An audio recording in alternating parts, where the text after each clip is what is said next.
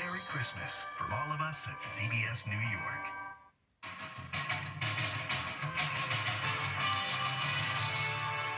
The art of regifting. How to do it right and get away with it. There are a few rules. Then, best Christmas gift ever. The gift 30 years in the making that brought Dad to tears. Then, check that out. Angel in the Sky. Is that not an angel or what? And the woman slaying a Christmas classic. Then, Runaway Bus, as the hero passengers spring into action. Your bus driver is having a seizure. Have you ever driven a bus before? No, sir. And the family dog that went missing for more than a week. Now she finds her way home for the holidays. She's beautiful. Then, child stars from your favorite Christmas movies. Where are they now? It was really a thrill. And forgotten foods. SpaghettiOs. They're the foods you grew up with: Salisbury steak, hamburger helper, tapioca pudding. Whatever happened to them? And Owl I Want for Christmas is You. He's like, this is the perfect spot. Now, Inside Edition with Eva Pilgrim. Hello, and thanks for joining us on a very Merry Christmas to all of you. You've probably already opened the presents under the tree, but what do you do if you got something you don't want? Les Trent has regifting do's and don'ts. To regift or not to regift, that is the question. This is the same one I gave him. He recycled this gift. He's a regifter. A lot of people think that maybe it's not good etiquette. I say it is, providing you do it thoughtfully. Nobody knows about the do's and don'ts of regifting better than Thomas Farley, aka Mr. Manners. There are rules to regifting, are there not? There are a few rules. You absolutely want to make sure you are giving something that's not been used. Regifting should be as carefully thought out as a regular gift. Most people will appreciate a candle. Be sure to remove all evidence that the gift was originally given to you. We've got Dear Julie. So this Merry says Dear Christmas. Julie, but I'm giving it to Mary, and she's going, who's Julie? That's right. And this is fairly blatant, right? It's hard to miss as the giver, but sometimes these tags wind up on the bottom of the bag, and you might not realize it. So make sure that you've used original packaging, original wrapping, that there is no indication of the person who gave it to you before. One big rookie mistake. This is the most important one, perhaps of all, is to make sure you don't give back to the person who gave you the gift that they gave you. Sometimes honesty is the best policy. Sometimes you can admit to the regifting and say, I got this as a gift. I think you'd really love it. I can't use it. Would you like it? And this is something that definitely will not be regifted. Tears all around as a daughter gets dad a very special Christmas gift, something he has been missing for more than 3 decades. This dad is opening a very special Christmas gift. His wife reads him the handwritten card from his daughter. I was maybe 7 or 8 when you left me and Nick in the car to go into a comic book store. Money was tight, so you were selling your most prized possession. 30 years ago, to pay the bills, Ted Lauber sold his prized possession for about $50, a trading card of his favorite football player, Dan Marino, back when he played for the Miami Dolphins. I felt your sacrifice, and it taught me that I would do whatever necessary to ensure my future family never needed for anything. As you got back in the car with extra cash to pay for whatever, bills due, groceries needed, my 7-year-old mind was determined to buy it back. Now, the big moment. I know what it is. Dad has an inkling of what's to come.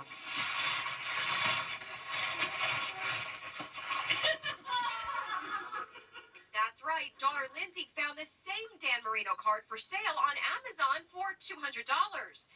Now, 3 decades later, Dad has his prized possession back. He loved that card because we weren't allowed to mess with it or touch it or anything like that. Absolutely couldn't have asked for anything better. This photo was taken on a clear day, not a cloud in the sky except for one. And the man who spotted it thought it sure did look like, yep, an angel. What this man saw as he was driving was enough to make him hit the brakes. Nobody will believe me if I didn't do this live, but I want you to look at this cloud in the sky. That's what I'm looking at right now.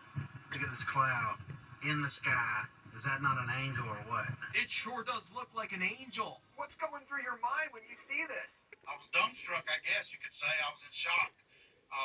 I've never seen anything like it before with my own two eyes. This is blowing my mind. As Corey Heron gazed at the image in the sky above South Carolina, he was struck with awe. Isn't that amazing? It's almost like you could literally see feathers, a face, you could make out some hands. Corey sat at the wheel of his car and just stared in disbelief. I don't even think it's moved. So is it a cloud formation or something much more meaningful? Corey says he knows the answer, no matter what anyone else might think. This is my angel. A poll found nearly 8 in 10 Americans believe in angels, especially this time of year around the holidays. And this woman brings a whole new meaning to Christmas cheer with her wild and wacky moves singing in a choir in Oklahoma. Her performance now has turned into a viral sensation. From the very first note, the lady in the sparkly green glasses stands out from the rest. But just what the heck is she doing? She's not even singing. Her gloriously goofy performance is making people smile the world over. Video of the OK City Choir's Christmas performance went viral with 13 million views. So who is she? Her name is Marie Dallum. And get a load of what she does when she's not stealing the show at the annual Christmas pageant. She's a religious studies professor at the University of Oklahoma. Normally I'm sort of shy in regular life, but you put me on a stage and tell me to go and I'm goofy. For Jingle Bells, Marie was told to be as goofy as she could be. But after the first rehearsal, Our visual director of OK City Chorus said after that rehearsal, no, I want you to be way goofier than that. the reaction to the performance has been a Christmas surprise for Marie. The joy is in the comments that people are making, saying, I was having a terrible day and I watched this and you made me laugh. Even if I feel a little bit silly about it, watching it back, knowing that it made that many people smile is good. And speaking of memorable Christmas concerts, check out this kid who also stole the show. It's a festive Christmas concert for these second graders, but watch the kid on the right in the 49ers jacket and beanie. He's dancing his heart out. 8-year-old Jaden says he just wanted to make people happy. Definitely mission accomplished.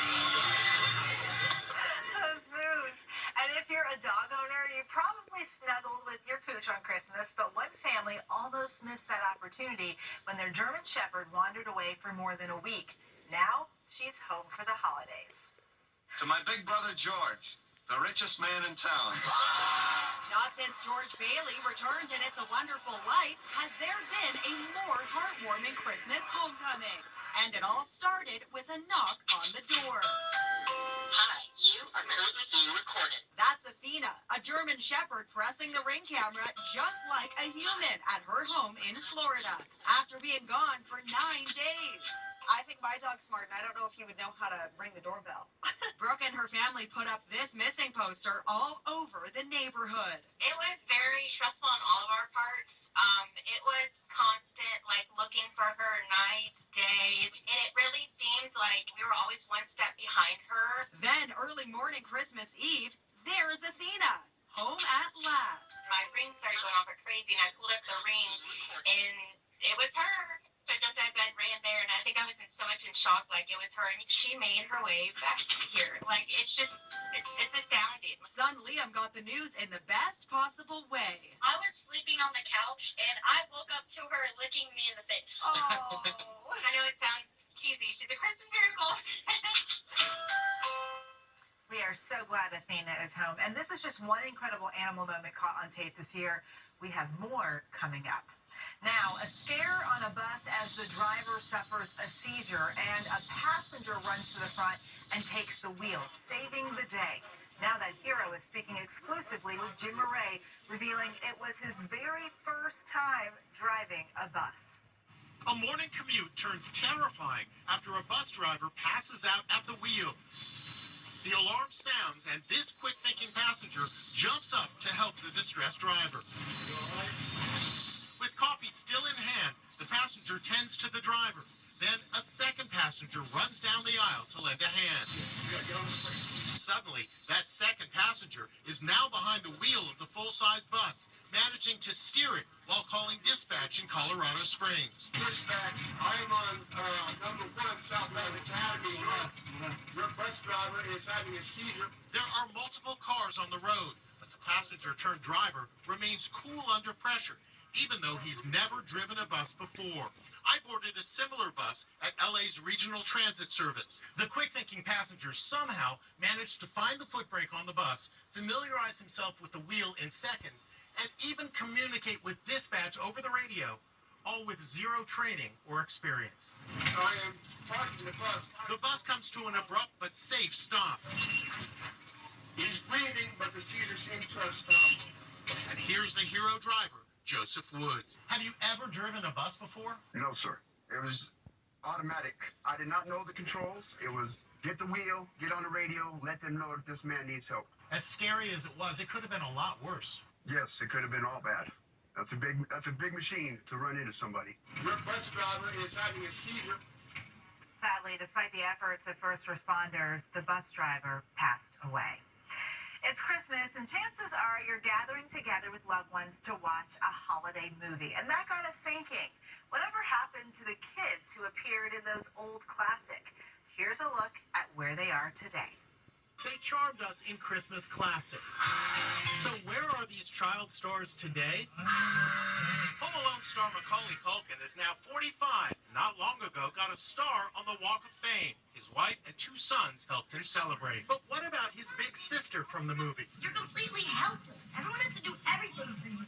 Actress Hilary Wolf is all grown up. She retired from acting to become a junior world judo champion, competing in 2 Olympics. Her 2 sons love Home Alone. So we actually got to see it in the theater, and it was really cool just to watch them. They were laughing hysterically. And remember Home Alone's mean big brother? Don't you know how to knock phlegm wad? Things didn't go so well for actor Devin Ratray. In 2021, he pleaded guilty to attacking his then-girlfriend, but avoided jail time.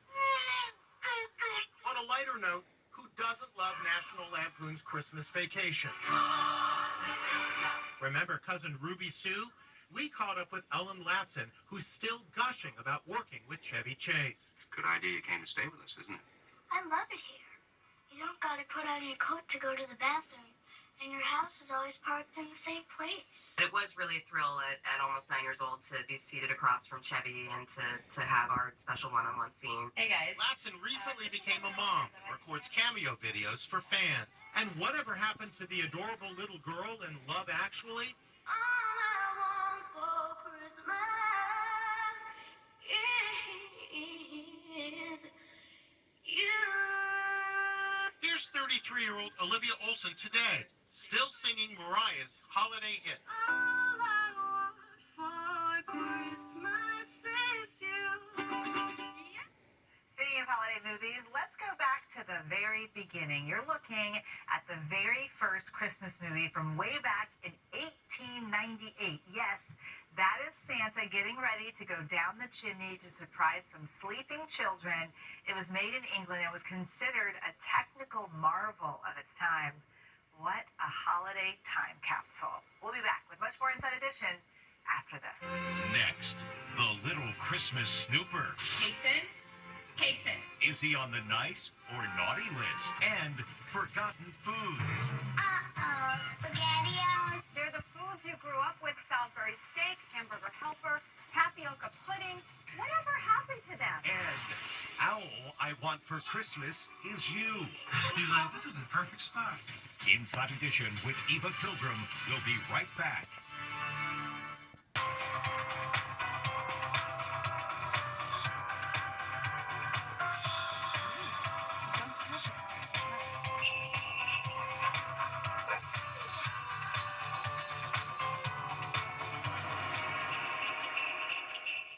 Santa's making his list, and guess which one this little mischief maker is on?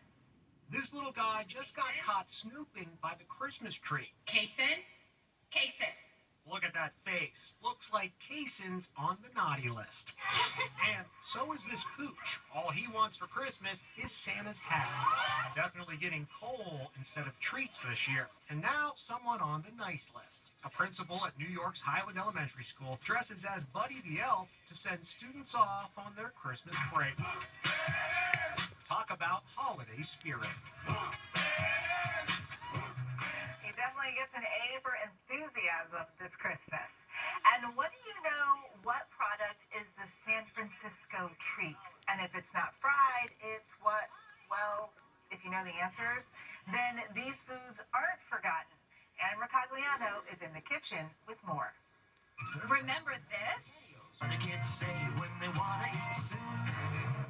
SpaghettiOs. Or how about this? It's not fried. It's not. It's shake and bake, and I'll help.